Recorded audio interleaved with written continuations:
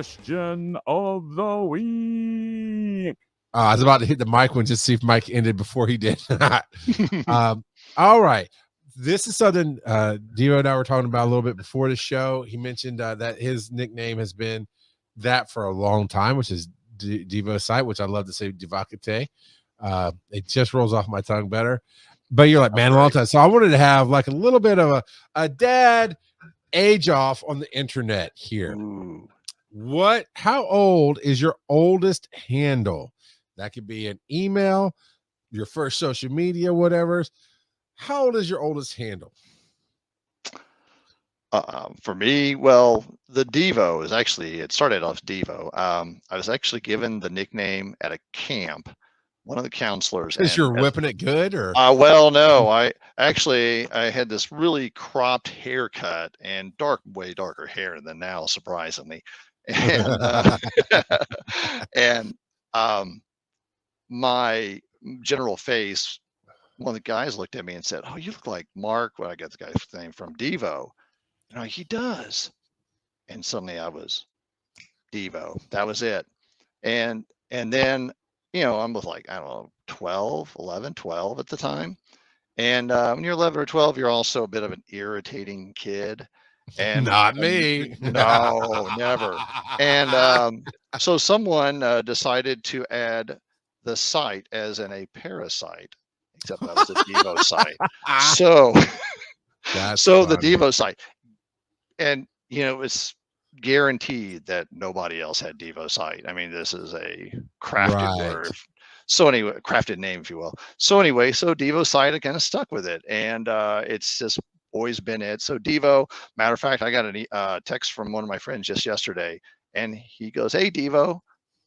I mean, that's, it's still in use, and then the rest of the message, what in the rest of the message, we've been trying to reach you about your extended car warranty.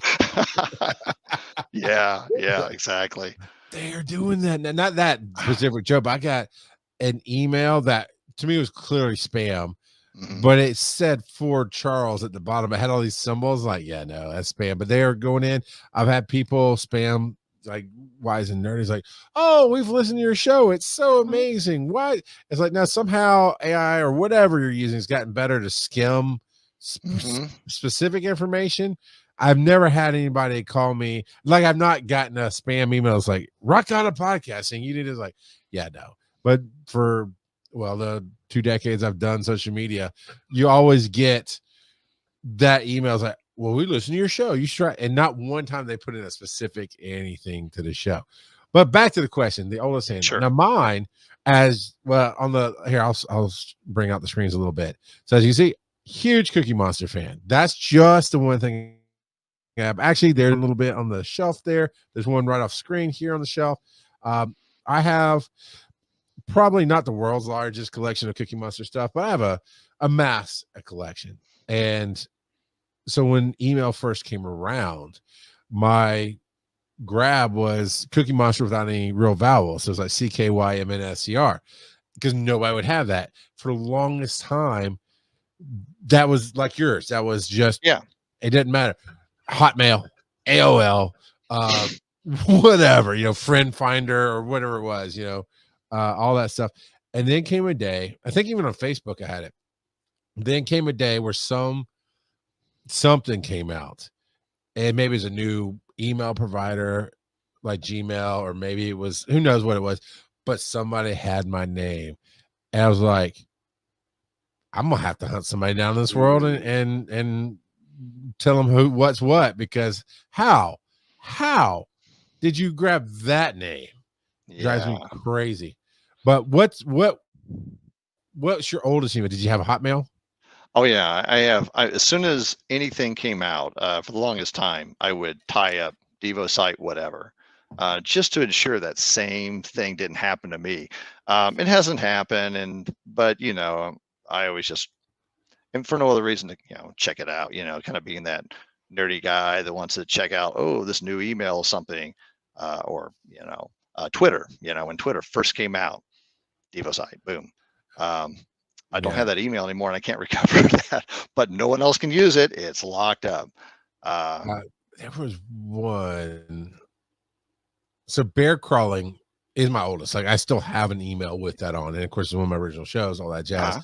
But because everything else, like the Cookie Monster, I just kind of got disheartened, and then I said, well, I need to brand shows, so I've had an email for every show I've had, and then Rock on a podcast is pretty easy to brand across the board. But bear crawling is the only one I still have. But even now, I think it was Twitter, because I'm not the guy who jumps on social media things first. Everything else in the tech world, I'm on first. AI, electric cars, whatever, I'm on it. But the social media stuff, like, let's see. And when I finally got on Twitter, which is about a year after it launched, some bleepity bleep had bear crawling, which I was like, again, it's almost like it's not quite a manufactured word. It is a little bit known in the sports world for exercises, but it's not something people associate with brands or whatever. And I'm using it for a show. Guy never posted anything. He just signed up, never posted. It had been inactive forever, and there was nothing I could do to get that. I'm like, you're killing me. You're killing me. So I had to always figure that out. What was your first branding with Devocite? Was it like Juno or it was Net Zero? I think it was Hotmail. Oh, well, actually, what about AOL?